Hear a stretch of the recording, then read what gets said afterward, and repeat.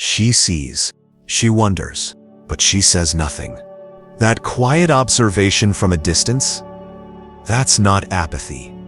It's intrigue, confusion, even longing restrained by her own pride and your newfound calm.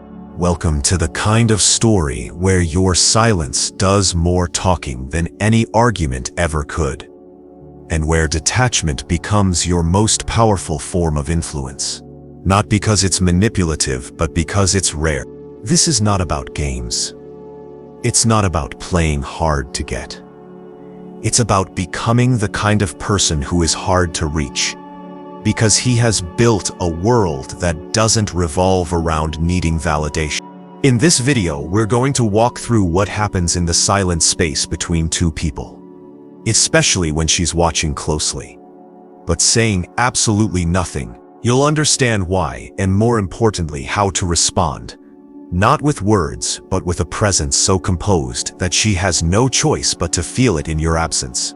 So if you've ever wondered why someone who used to flood your phone with affection is now distant, or why she keeps orbiting your life without ever truly landing, you're about to see the hidden logic behind it. Stick with me until the end. This journey is going to reshape the way you think about attention, desire, and power. And if you find truth in what's shared here, make sure to pass it on. Subscribe to the Everlasting Stoic, and help spread a way of life that prioritizes self-mastery over emotional chaos. Now, let's begin where all power starts, with disinterest. Chapter 1. The Power of Disinterest. Disinterest. Not the cold kind. Not bitterness disguised as distance, but the kind that comes from peace. The kind that radiates not from ego, but from clarity. It is magnetic, mysterious, misunderstood. She will never admit it out loud, but disinterest unnerves her far more than confrontation ever could. Because confrontation is emotional.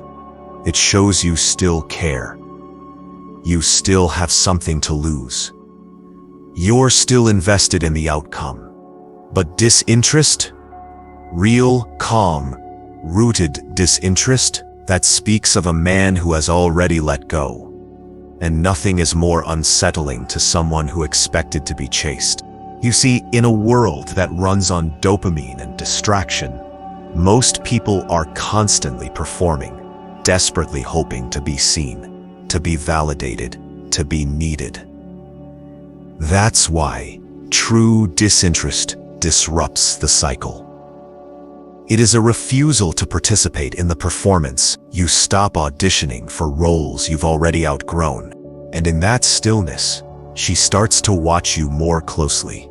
She replays your last words in her head, not because they were dramatic, but because they were final. She wonders what you're doing, who you're with, how you've managed to detach so completely, and more importantly, why you seem lighter, not lonelier. Because here's the paradox. The less interested you are in proving your worth, the more worthy you appear. It's not arrogance. It's not game playing. It's the quiet confidence of someone who knows what he brings to the table, and no longer needs to sit at tables where respect isn't mutual. Disinterest is not a mask. It's not a posture you adopt just to provoke curiosity. It has to come from something deeper, a genuine shift. You're no longer chasing her attention because you've learned to value your own. You're not cold. You're clear. You're not distant. You're disciplined. And this unnerves her, not because she wants to hurt you, not because she doesn't care, but because the story she had in her mind, the one where you would always return, always reach out, always seek her validation, has been disrupted. The script has changed, and that discomfort, that cognitive dissonance, is what opens the door for reflection. She may try to provoke you. She might post things that seem tailor-made to get a reaction. She may test the waters with subtle messages. But here's your task. Do not budge. Because disinterest isn't truly powerful until it endures proximity. It must survive her curiosity. It must hold steady even when she floats back into view with ambiguous smiles and casual check-ins. Don't confuse her restlessness for love. And don't let momentary temptation sabotage the discipline you've worked so hard to build. Your attention is currency. Spend it with discernment. And when someone treats it like pocket change, let them feel the weight of its absence. You do not owe your presence to someone who only values it in your absence. Let that truth become your new compass. Now, here's something to reflect on, and I invite you to write it in the comments if it resonates. I no longer chase. I attract by standing still. Let the world know you've stepped into a different kind of power. Chapter 2. Your silence is deafening. It's not that you have nothing to say. It's that you've chosen not to say it. And that is deafening. There's a silence that feels empty. Then there's a silence that feels full, heavy, saturated with all the words you could have said but didn't. All the truths you could have shouted but withheld. It lingers in the air. It echoes louder than anger ever could.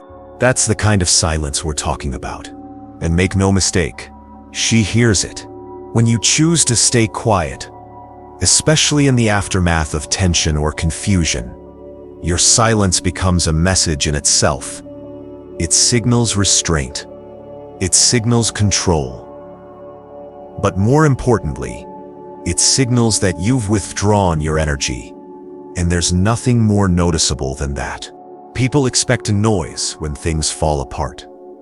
They expect explanations, accusations, emotional explosions. What they don't expect, and what unnerves them most, is composure. When you stop arguing, stop explaining, stop trying to be understood, you shift the dynamic entirely.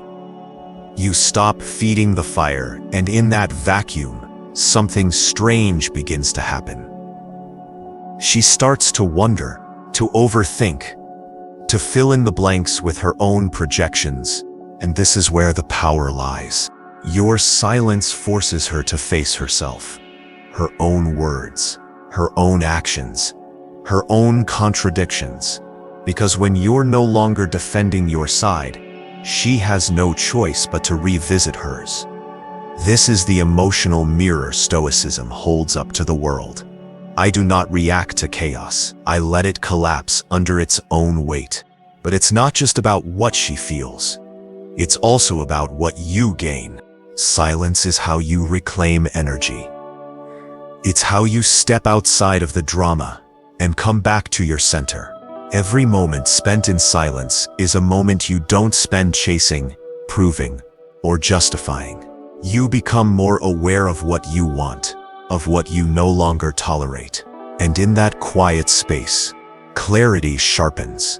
You begin to see patterns. You realize how often she relied on your emotional engagement to validate her own. How arguments were never really about resolution, but about attention. And you stop participating in the dance. This doesn't make you passive. It makes you powerful. Because true strength is not always loud. Sometimes it's the quiet refusal to engage in nonsense that speaks the loudest. And yes, she'll notice. When you stop texting, she notices. When you don't view her stories, she notices. When you walk past her energy without feeding it, she notices. It's in those moments she starts wondering if maybe, just maybe, you're no longer bothered. And nothing unsettles a person who once held emotional leverage like realizing they've lost it. But here's the key. Don't mistake this silence for a strategy. It's not a ploy to get her attention. If you're still waiting for a reaction, you're not truly silent. You're just paused. And she'll feel that too. Real silence comes from closure within yourself. You've made peace. You've seen the truth. You've decided that your peace matters more than being understood. When you reach that place, your silence isn't just powerful, it's sacred. If you've ever chosen to walk away quietly instead of engaging in emotional warfare, share your story below. Your experience might just be the reminder someone else needs right now. Let's keep the wisdom flowing. Stay. Chapter 3. Distance triggers reflection. There is something alchemical about distance. Not physical distance, necessarily, although that plays its part, but the deeper kind. The kind that's measured in presence withdrawn, in access revoked, in attention no longer freely given. When you step back, really step back, something profound begins to unfold. Not in you, but in her. And it's not immediate. It's not loud. It happens slowly, like rain soaking into the earth, until the silence feels too damp to ignore.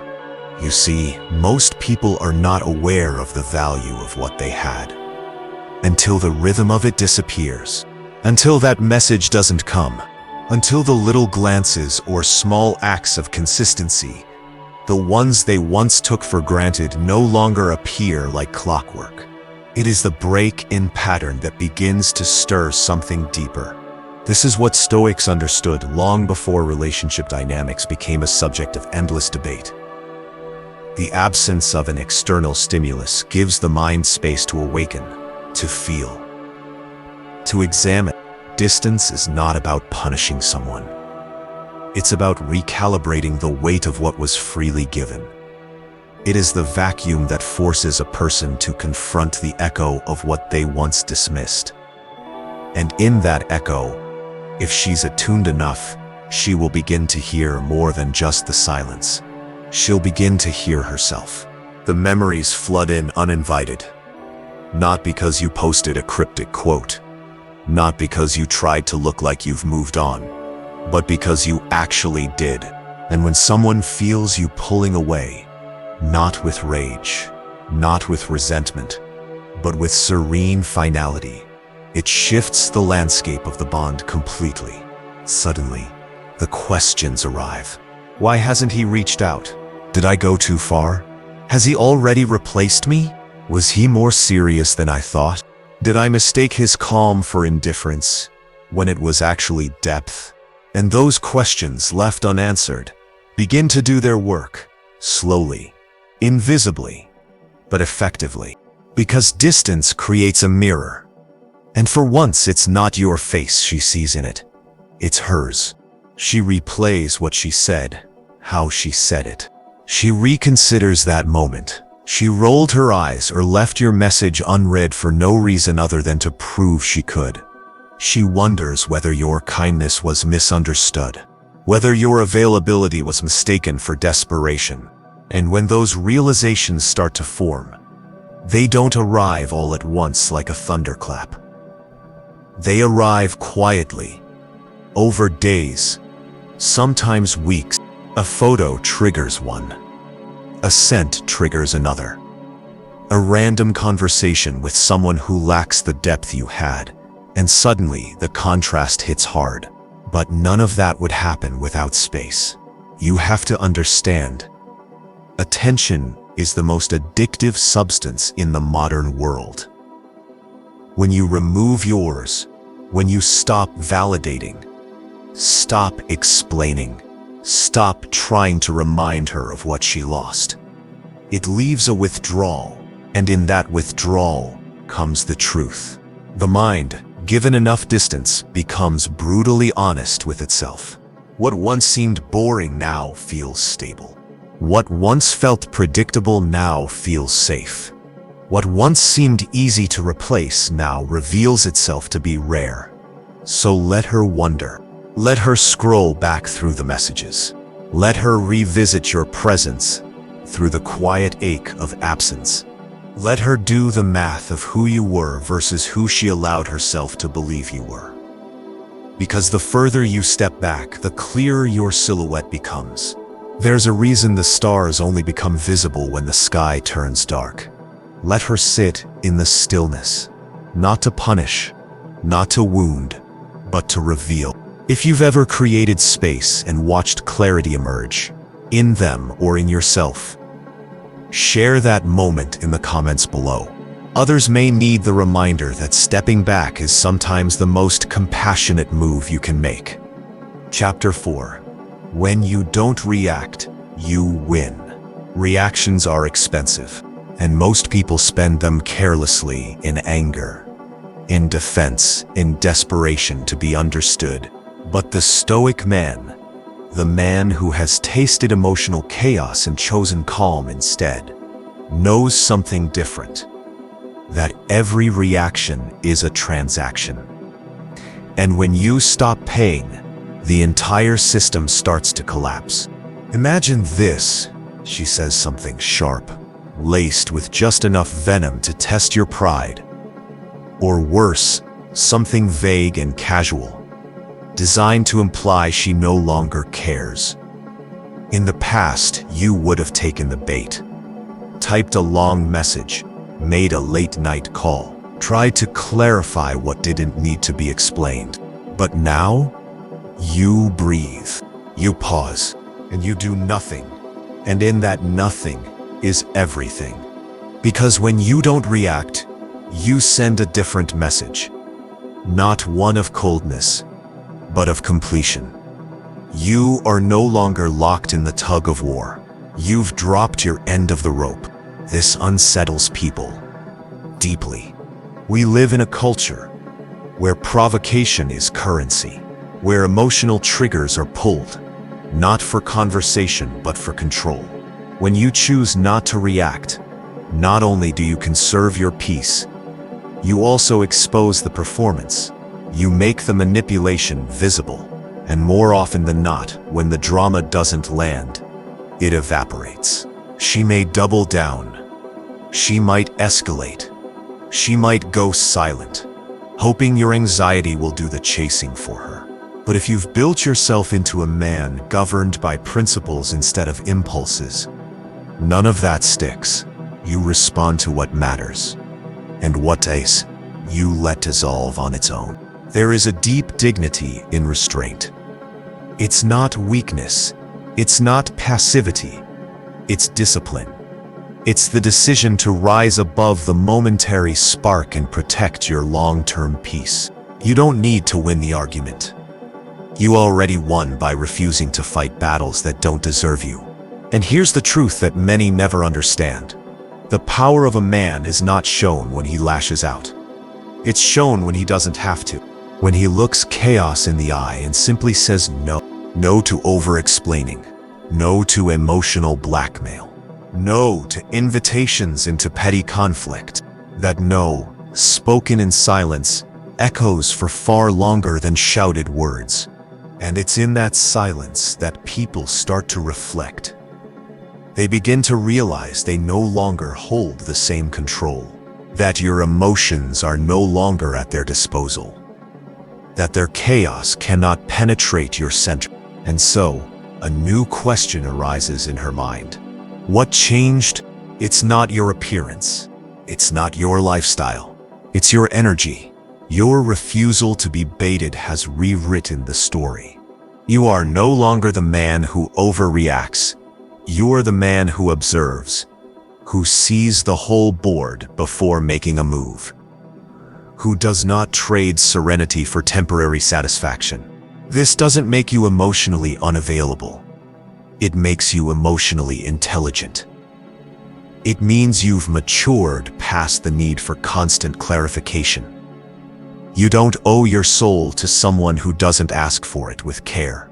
So when she pushes, stay calm. When she withdraws, stay grounded.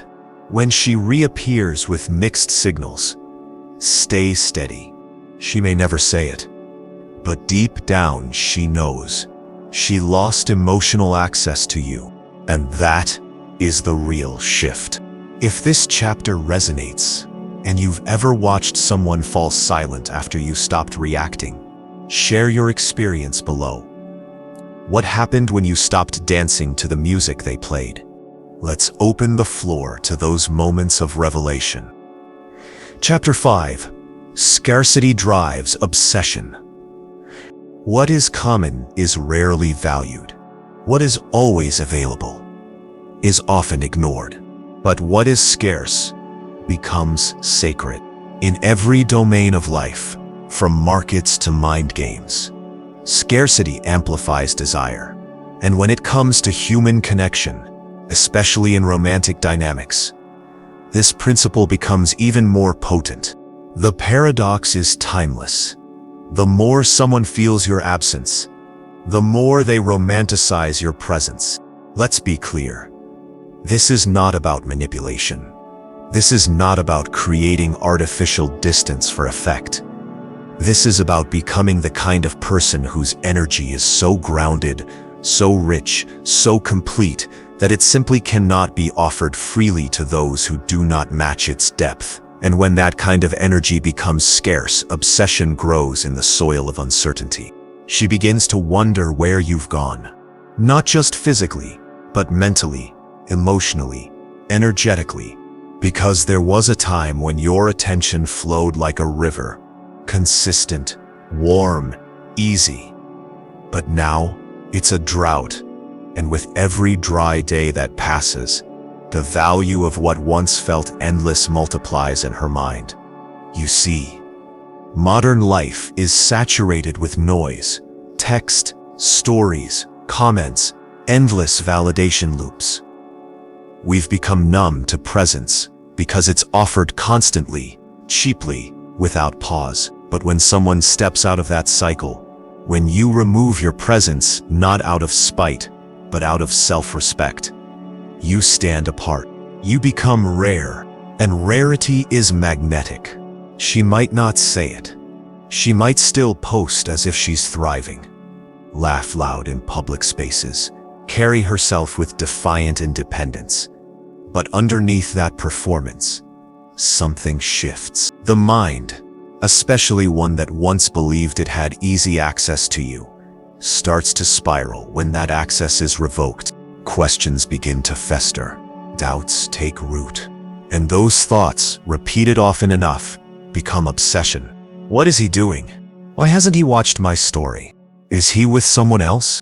Did I misread his value? Why does it bother me this much? And here's where the truth cuts deep. Obsession doesn't come from presence. It comes from the absence of closure. When you disappear quietly, not dramatically, not vengefully, but with poised finality, it leaves an open loop in her psyche. And human beings are wired to close loops, to finish stories, to resolve tension. But if you stay gone, if you remain truly scarce, that loop stays open. And the longer it stays open, the more the obsession grows. But again, none of this works if your scarcity is performative. If you're checking her updates, waiting for her to chase, crafting stories to bait her back, she'll feel it. People are more intuitive than they admit. Real scarcity comes from real growth. You're not pretending to move on. You have moved on. You're not faking peace. You've built it. And that energy cannot be faked. When your energy is clean, grounded, abundant, and you no longer offer it casually, you become unforgettable. There's a reason true Stoics were followed, admired, sometimes even feared. It wasn't because they sought validation. It was because they transcended the need for it. And in doing so, they became rare. And what is rare is chaste. So take inventory. Who has effortless access to you? Who drains your attention with breadcrumbs? And why do you keep showing up for it? You don't have to announce your value. Just remove your availability and let the silence reveal everything. If you've ever seen someone become more interested in you after you truly let go, write about it in the comments. What changed when you stopped making yourself so available? Your story may give someone else the clarity they've been seeking. Chapter 6: Why Curiosity Keeps Her Tethered. Humans cannot ignore what they don't understand. We are addicted to resolution, allergic to ambiguity, and haunted by stories without a clear ending. And that is why she stays tethered to you, even in silence. It's not always love. It's not always guilt. Often, it's curiosity, sharp, quiet, corrosive curiosity. The kind that creeps in at night when distractions fade and the mind starts reaching for meaning. When you vanished from her radar, not in anger, not in some dramatic exit, but in cool, deliberate distance, you became unsolvable. A question mark, a puzzle piece left out of the box. And curiosity, once triggered, does not fade easily. She replays the last time you spoke. She reads old messages, not for nostalgia, but for clues. She looks at your silence and wonders, was it something I said? And then deeper still, is he over me? Was I wrong about him? Was he better than I gave him credit for? That's the thing. When you pull away, she doesn't just think about what happened. She starts reconsidering everything that came before it. The late-night conversations, the things you said in passing, the times you forgave her quickly, too quickly, the loyalty she assumed she could test without consequence. In that curiosity, it's an invisible leash. It keeps her returning, not physically, not always with messages, but mentally, emotionally, spiritually. You occupy more space in her mind now that you're absent than you ever did when you were present. Why? Because when something is fully understood, it's categorized and filed away. But when something is mysterious, it lingers. This is why the Stoic man does not overshare. He does not explain his every emotion. He does not defend every choice. He allows people to wonder. He knows that clarity must be earned, not demanded. That presence must be reciprocated, not chased. And most importantly, he knows that the less he explains, the more they feel. When you stop filling in every blank, she starts writing her own narratives. When you don't correct her assumptions, she reconsiders them. And that inner questioning? It deepens her attachment, even if she pretends it doesn't exist. You've become a mystery, and mystery is powerful. But beware, mystery only works when built on truth. You must become the kind of man who truly doesn't need to be understood to feel whole, who doesn't need to be seen to know his value, who doesn't flinch at silence because he knows exactly what he brings to the table. And he's fine if it's not recognized. The moment you try to make her curious, the spell breaks. But when curiosity is the natural byproduct of your growth and detachment, it works in your favor. Subtly, constantly, silently. She may not message, she may not like your posts, but her curiosity will show in other ways. The quick views, the questions passed through mutual friends, the occasional accidental encounter. All of it, signals of a mind trying to reconcile what it doesn't understand. You've become the question that refuses to be answered.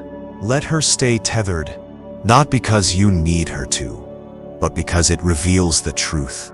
When you live with purpose, your absence echoes more than most people's presence. Have you ever felt someone's curiosity return long after the connection seemed to end? Tell your story below. We all have those moments that showed us just how tethered someone still was, even in silence. Let's bring those hidden stories to light. Chapter 7. Be predictably unpredictable. Predictability breeds comfort, but comfort unearned and constant often leads to complacency. And nothing dulls attraction faster than the certainty that no matter what she does, how she acts, how she pulls away, how she tests your boundaries, you will always respond the same way. You will reach out. You will explain. You will forgive. You will be there. Until one day, you're not. That shift, that break in pattern, is a psychological earthquake. Because when someone is used to your consistency, when they've come to rely on your emotional reflexes, your predictability becomes their control panel. They press a button and you react. They pull a lever and you come closer. But when the machine suddenly stops working, when your next move is no longer obvious, when your response no longer fits the script, that is when curiosity turns to tension. And tension, when it lingers, becomes desire. To be predictably unpredictable is not about chaos. It is not about volatility. It is not about switching personas like a chameleon. No, it is about stability at the core, with mystery on the surface. Your values do not change. Your integrity remains intact, but your behavior, your timing, your decisions, they are not a foregone conclusion. You are no longer ruled by emotion. You are ruled by principle. And because of that, your actions become less reactive and more strategic. Sometimes you answer right away. Sometimes you don't respond at all. Sometimes you meet ambiguity with warmth. Sometimes you let silence stand. And in all of that, she begins to realize she no longer knows exactly who you are. Not because you've become someone new, but because she never truly saw the full depth of the person you've always been. There's power in that. See, most people only show what they think the other wants to see. But when you live truthfully, when you act in alignment with your peace, not their approval, you become unpredictable in the most magnetic way. Because now, she doesn't know whether you'll reach out. She doesn't know if you still care. She doesn't know if she still matters. And that uncertainty, it pulls at her. She becomes hyper-aware of her own patterns. She notices her own reach, her own silence, her own reactions. She can no longer control the story by assuming yours. The script has collapsed. She is now responding to you, not the other way around. But let's be clear, unpredictability without self-awareness is just volatility. You are not being erratic. You are being intentional. You are not seeking revenge. You are embodying evolution. The Stoic man remains composed, but he is never predictable in a way that encourages others to take him for granted. He shows up with presence until that presence is no longer respected. He communicates with clarity until manipulation tries to twist his words. He offers patience, but not endlessly. And that balance, that blend of calm consistency with subtle unpredictability, that's what keeps you in her mind. Because now every interaction carries weight. Every silence feels intentional. Every word feels earned. You are no longer just there. You are an event, a presence she cannot predict, a question she cannot solve. So be warm, but not always. Be close, but not constantly. Be known, but not fully. Let her work to understand you. Because people value most what they must earn understanding of. Have you ever flipped the script, changed your energy so suddenly that someone didn't know how to respond? Tell us below what happened when you became less predictable and more powerful. Let's hear how your silence made the loudest statement of all. Chapter 8. Regret is a slow burn. Regret doesn't show up in the first wave. It waits. It simmers beneath the surface, gathering heat with each quiet moment. It's not the loud slam of a door or the flood of emotions right after a fight. It's what creeps in later, when the silence becomes unbearable and the illusions begin to fade. And for her, it rarely starts as regret. It starts as doubt, as a question, as a tug in the chest she can't quite explain. It begins when she scrolls through her phone and sees your name, but hesitates. It deepens when she remembers something kind you once did, something small, something real, and can't quite believe she overlooked it. It sharpens when she looks at who's around her now and realizes it's not the same. Regret is not loud, it's not cinematic. It is a slow burn. And the longer she sits with the memory of your calm, the weight of your absence, the clarity of your silence, the stronger the heat becomes. And the worst part, it's not just what she remembers about you. It's what she begins to realize about herself. She thought she had the upper hand. She thought you were replaceable. She thought you'd always be there, orbiting, reacting, explaining, waiting. But now she sees the truth. You weren't orbiting. You were offering. You weren't reacting, you were responding with care. You weren't explaining. You were communicating. You weren't waiting. You were present. And all of that is gone. That's when the regret becomes sharp. Not because you vanished, but because she realizes you did nothing wrong. You gave without asking. You stayed calm in storms. You forgave more than she deserved. You believed in the connection. Deeply, fully, perhaps too much.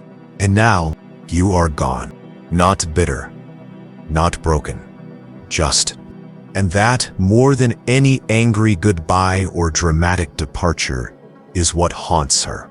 Because there is no drama to soothe her ego, no fight to justify the ending.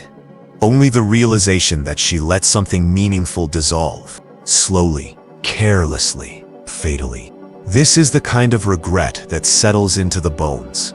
It comes back late at night. It shows up in conversations where your name isn't mentioned, but your presence is felt. It creeps into her dreams. It bites when she sees someone else treating her with the same nonchalance she once directed at you. And it burns, quietly, constantly. But here's the key. You don't return to soothe that fire. You don't offer comfort to the one who sparked the flame. Regret must be lived through, fully. And you must remain unreachable enough that it has room to do its work. The Stoic man does not interfere with someone else's emotional process. He lets the silence speak. He lets the distance teach. He lets the slow burn of regret carve the lesson. You are not the antidote. You are the loss. If you've ever become someone's quiet regret, the one they let go without realizing what they had, write about it below. Let your story serve as a lighthouse for others navigating the same tide. Now, breathe and remain still. The fire burns strongest when you don't try to put it out. Chapter 9. When she breaks her silence. And it always starts subtly. A reaction to an old story. A just checking in. A meme. A song. A vague message with no question. Just an open door. She won't say it outright. She won't admit to missing you. Not yet. That would mean surrendering the very power she once held so tightly. But make no mistake, the silence is broken. And that break is not random. It is not spontaneous. It is the result of the slow unraveling that's been happening in her mind for days, maybe weeks. The mounting pressure of absence, the echo of conversations unresolved, the weight of her own reflection, all of it has finally reached a tipping point. She thought she could stay silent forever. She thought you'd eventually crack, return, chase. But when you didn't, when you remained calm, still, sovereign, she was forced to face something deeper. You were not bluffing. You were not playing a role. You were really gone. And that realization shattered something. Because it exposed a truth she wasn't ready to see. Your presence was never the problem. It was her readiness to receive it. So now she reaches quietly, cautiously, not from a place of power, but from curiosity laced with vulnerability. She wants to see if the door is still open, if the thread still exists, if the version of you who once gave without hesitation is still somewhere nearby. But here is where you must stand firm, because how you respond to the breaking of her silence will define everything that follows. If you rush in too quickly, if you respond with eagerness, if you validate her return without discernment, the cycle restarts. She learns nothing. You surrender your growth, but if you pause, if you observe, if you acknowledge her reappearance without bending your frame, then everything shifts. She begins to see you clearly, not as the man who once longed for her attention, but as the man who outgrew the need for it. The man who now listens differently, speaks differently, moves differently, and that difference is undeniable. This is your moment of stillness, your moment of power, not to punish, but to uphold your new standard, because silence, once broken, is not the end of the story. It is the beginning of your response, and your response must be measured, not emotional, stoic, not vengeful, grounded, not reactive. You don't need to ignore her, but you also don't need to lean in. You can listen. You can watch. You can observe whether this outreach is rooted in growth or guilt.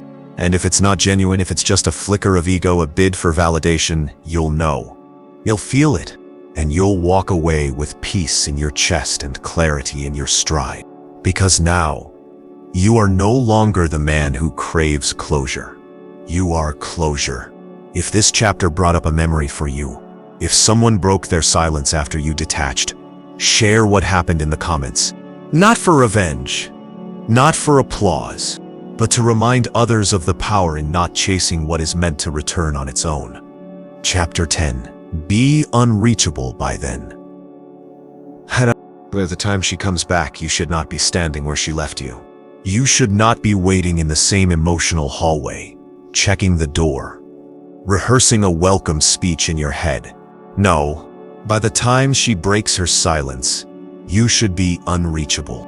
Not as a punishment, not as a strategy, but as a natural consequence of your evolution. Because when someone exits your life, especially when they do so casually, assuming you'll be available when they're ready, they gamble on your stagnation. They bet that you'll stay the same. And the most profound act of power is to prove that you haven't. The man you were when she left, open, accessible, perhaps a little too patient, too generous with his time, should no longer exist in the same form.